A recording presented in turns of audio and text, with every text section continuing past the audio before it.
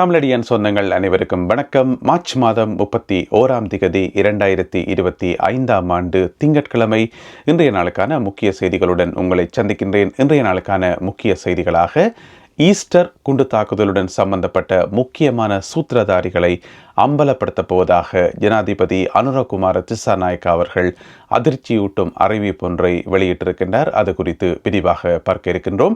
2029 ஆட்சியை மீண்டும் கைப்பற்றப் போவதாக நாமல் ராஜபக்ஷ சூளுரைத்திருக்கின்றார். அது குறித்தும் பார்க்க இருக்கின்றோம்.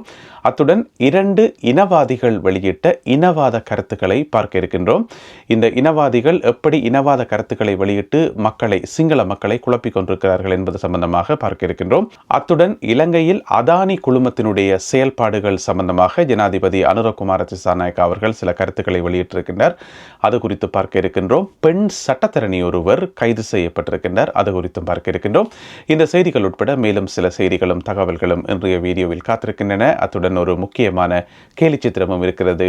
எல்லாவற்றையும் தொகுத்து இந்த காணொளியில் பார்க்க போகின்றோம். வாருங்கள் காணொளிக்குள் போகலாம். 2029 ஆட்சியை கைப்பற்றி ஜனாதிபதியாக வரப்போவதாக நாமல் ராஜபக்ஷ பாராளுமன்ற உறுப்பினர் நாமல் ராஜபக்ஷ சூளுரைத்திருக்கின்றார். நேற்று ஞாயிற்றுக்கிழமை அம்பாந்தோட்டை மாவட்டத்தில் அவருடைய கட்சி வேட்பாளர்களை சந்தித்து பேசுகின்ற போது, அதாவது உள்ளூராட்சி சபை தேர்தலிலே மொட்டு கட்சி சார்பாக போட்டியிடுகின்ற வேட்பாளர்களை சந்தித்து உரையாற்றுகின்ற போதுதான் இந்த கருத்தை அவர் சொல்லியிருக்கார். 2029 ஆட்சியை பிடிச்சு அவர் ஜனாதிபதியாக வரப்போறாராம். பொருளாதாரத்தை மீட்க போறாராம். மிக முக்கியமாக கிராமிய பொருளாதாரத்தை மீட்க போறாராம். ஜனாதிபதி அனுரகுமார திசாநாயக்க அவர்களை வீட்டுக்கு அனுப்ப போறாராம். இப்படியான தன்னுடைய திட்டங்கள் எல்லாத்தையும் விளங்கப்படுத்தி இருக்கின்றார் தன்னுடைய கட்சியினுடைய வேட்பாளர்கள் மத்தியில். நாமல் ராஜபக்ஷ அவர்கள் இருந்த போதிலும் கூட அவர் சில விஷயங்களை சொல்ல மறந்துட்டார். அது என்னென்று பார்த்தோம் என்று சொன்னால், அவர் ஒருவேளை ஜனாதிபதியாக வந்தால் மீண்டும் லஞ்ச ஊழல் தலைவிரித்தாடும், அந்த திட்டங்களுக்கு ஒதுக்கப்படுற காசில் நிறைய காசுகள் கொள்ளையடிக்கப்படும், ஏற்கனவே நிலுவையில் இருக்கிற வழக்குகள் அவர் மேலேயும் யோஷித ராஜபக்ஷ மேலேயும் இன்னும் அவர்களுடைய குடும்பத்தினர் மீது நிலுவையில் இருக்கிற வழக்குகள் எல்லாமே தள்ளுபடி செய்யப்படும், இப்படியான வாக்குறுதிகள் எல்லாத்தையும் சொல்ல மறந்துட்டார். நியாயப்படி பார்த்தா இதெல்லாம் சொல்லியிருக்கணும், ஆனால் சொல்ல மறந்துட்டார். பெண் சட்டத்தரணி ஒருவர் கைது செய்யப்பட்டு தடுத்து வைக்கப்பட்டிருக்கின்றார். இந்த பெண் சட்டத்தரணி எங்க வச்சு கைது செய்யப்பட்டவர் என்று சொன்னால், புத்தளத்தில் வைத்து கைது செய்யப்பட்டிருக்கின்றார். என்ன குற்றம் அப்படி அந்த பெண் சட்டத்தரணி செய்திருப்பான்னு பார்த்தீங்கன்னு சொன்னால், அவ நீதிமன்றத்துக்கு வரைக்குள்ள நீதிபதியை மதிக்கலையா, நீதிபதிக்கு தலைவணங்கி வணக்கம் வைக்கல என்ற குற்றச்சாட்டின் அடிப்படையில் அவ கைது செய்யப்பட்டிருக்கின்றார். மார்ச் மாதம் 7 ஒரு நீதிமன்ற அமர்வுக்கு புத்தளம் உயர் நீதிமன்றத்துக்கு போயிருக்கிறார். அப்போ ஒருவரை பிணையில எடுக்கிற வழக்கு சம்பந்தமாக போயிருக்கிறார். அப்ப அந்த வழக்குக்கு போயிட்டு வாதாடைக்குள்ளதான் நீதிபதிக்கு வணக்கம் சொல்லாமல், பணிந்து வணக்கம் சொல்லாமல் தவிர்த்து கொண்டதன் காரணமாகவும், ஒரு மரியாதை இல்லாமல் நீதிமன்றத்தில் நடந்து கொண்டதன் காரணமாகவும் மார்ச் மாதம் 28 அவர் கைது செய்யப்பட்டு தடுத்து வைக்கப்பட்டிருப்பதாக புத்தளத்திலிருந்து கிடைக்கும் செய்திகள் தெரிவிக்கின்றன. அடுத்ததாக 2 சிங்கள அரசியல்வாதிகள் வெளியிட்ட இனவாத கருத்துக்களை பார்க்க இருக்கின்றோம். ஏன் நாங்கள் இதை பார்க்க வேண்டியிருக்கு என்று சொன்னால், எப்படியெல்லாம் பொய்யான கதைகளை சொல்லி, திரிக்கப்பட்ட கதைகளை சொல்லி, சிங்கள மக்கள் மத்தியில் சொல்லி சிங்கள மக்களை குழப்பிக் கொண்டே இருக்கிறார்கள். இந்த 2025 கூட இன்னும் அந்த பழைய இதுகளை கைவிடாமல் இன்னும் சிங்கள மக்களை குழப்பிக் கொண்டே இருக்கிறார்கள். தமிழ் மக்களுக்கும் சிங்கள மக்களுக்கும் இடையில ஒரு இடைவெளியை உருவாக்குறதுக்கு படாத பாடுபட்டு கொண்டிருக்கிறார்கள் என்பதை நாங்கள் தெரிந்து கொள்வதற்காக இந்த இனவாதிகளுடைய கருத்தை பார்க்க வேண்டியிருக்கு. முதலாவது ஆள் விமல் வீரவன்ச. அவர் வாயை துறந்தா எந்த அளவுக்கு இனவாத கருத்துக்களை அள்ளி கொட்டுவார் என்று சொல்லி எங்கள் எல்லாருக்குமே தெரியும். இப்ப நேற்று 30 ஞாயிற்றுக்கிழமை நடைபெற்ற கூட்டம் ஒன்றில் அவர் என்ன சொல்லி வச்சிருக்கார் என்று சொன்னா, தையிட்டி விகாரை பற்றி எங்களுக்கு தெரியும். அந்த தையிட்டி விகாரையால தமிழ் மக்களாகிய நாங்கள் எந்த அளவுக்கு பாதிக்கப்பட்டிருக்கிறோம், எப்படி காணிகள் எல்லாத்தையும் இழந்திருக்கிறோம் என்று சொல்லி எங்களுக்கு தெரியும்.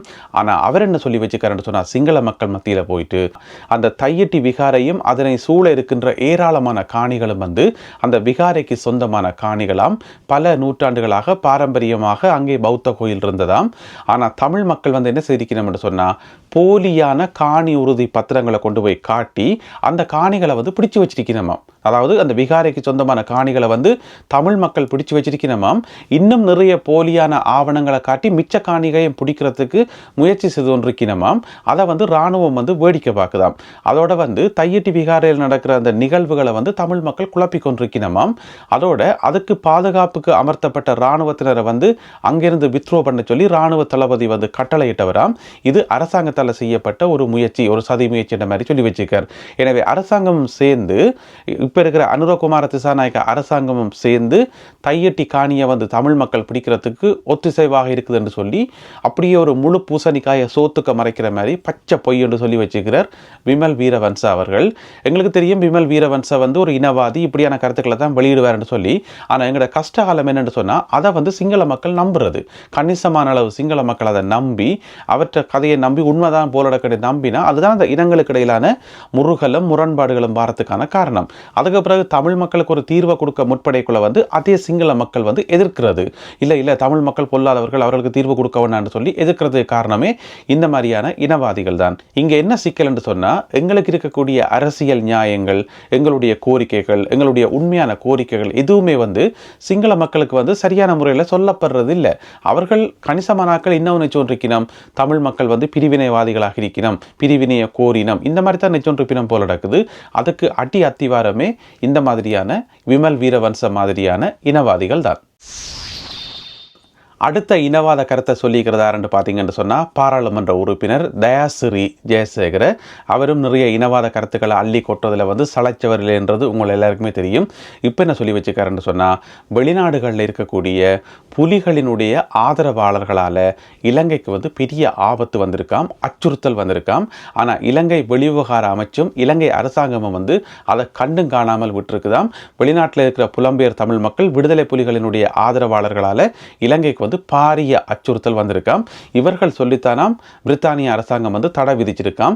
கடந்த 16 வருஷமாக தடையே விதிக்கலையாம். இப்போ எதுக்கு திடீரென்று தடை விதிச்சிருக்கணும்? எனவே வந்து அது இவர்கள் சொல்லித்தான் அந்த தடை விதிக்க வேண்டி வந்தது.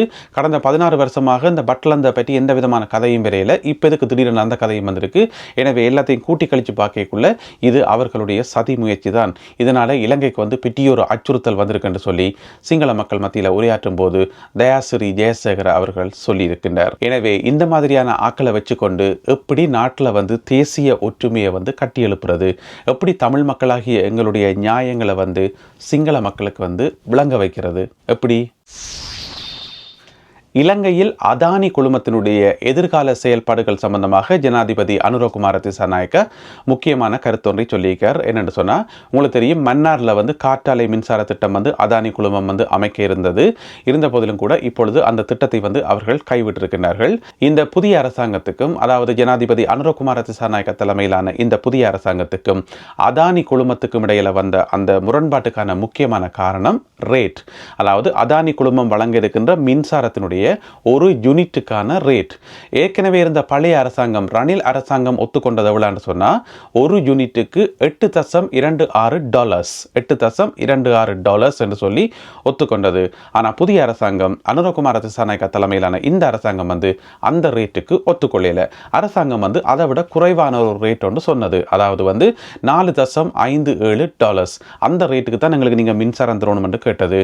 அதுக்கு வந்து அதானி குழுமம் ஒத்துக்கொள்ளல. இந்த ரேட் பிரச்சனை, இந்த கட்டண பிரச்சனை தான் இந்த அதானி குழுமம் மன்னாரில் வந்து தன்னுடைய செயல்பாடுகளை வந்து தொடர்ந்து முன்னெடுக்காமல் இருக்கிறதுக்கான முக்கியமான காரணமாகும்.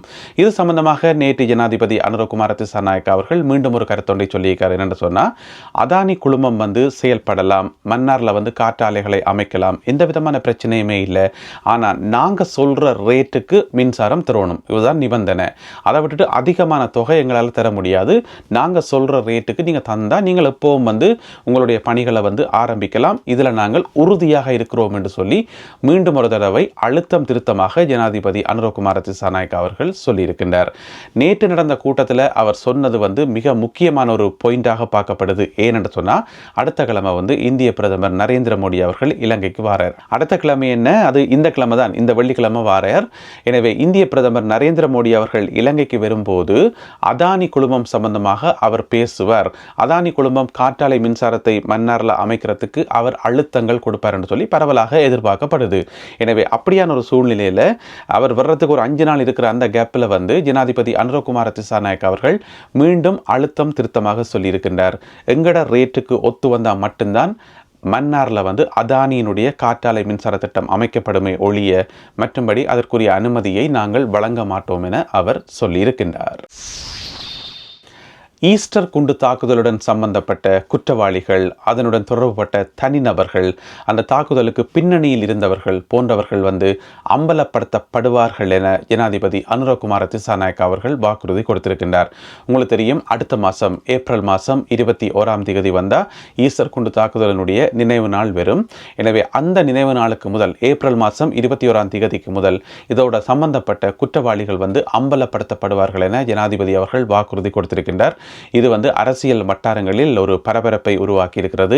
மிக முக்கியமாக இந்த குற்றத்துடன் சம்பந்தப்பட்டவர்களுக்கு அந்த அடி வயிற்றில் வந்து புளிய கரைக்கிறன்னு சொல்லுவோம், அதே மாதிரியான ஒரு உணர்வு ஒன்று ஏற்பட்டிருக்கும். ஏனென்று சொன்னால், இந்த ஈஸ்டர் குண்டு தாக்குதலினுடைய குற்றவாளிகளை வந்து அம்பலப்படுத்துகிறோம் என்று சொல்லியே இப்போ ஒரு 6 வருஷம் முடிய போகுது. ஆனால் இதுவரைக்கும் ஒரு உற்றுப்படியான நடவடிக்கை யாருமே எடுத்ததாக இல்லை.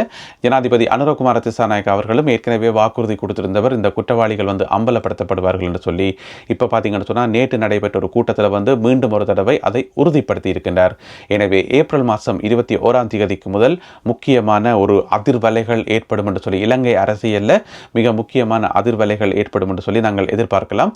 பொறுத்திருந்து பார்ப்போம் எந்த நாளில் இந்த ஒரு அதிர்ச்சியான அறிவிப்பை அரசாங்கம் வெளியிடப் போகின்றது, அதில் யார் யாருடைய தலைகள் எல்லாம் உருளப் போகிறது என்பதை பொறுத்திருந்து பார்ப்போம். அடுத்ததாக இன்றைய கேலி சித்திரம் கார்ட்டூன். இந்த கேலி சித்திரத்தில் என்ன வரையப்பட்டிருக்கு என்று சொன்னால், ஒரு மனிதருடைய உருவம் வந்து நிலத்தில் வரையப்பட்டிருக்கிறது, அதை சுற்றி கோடு வரையப்பட்டிருக்கிறது. பொதுவாக வந்து யாராவது இறந்தால் அவரை சுற்றி கோடு கீறது தானே அந்த போலீஸ் விசாரணையின் போது, அதே மாதிரி தான் இது கீறப்பட்டிருக்கிறது.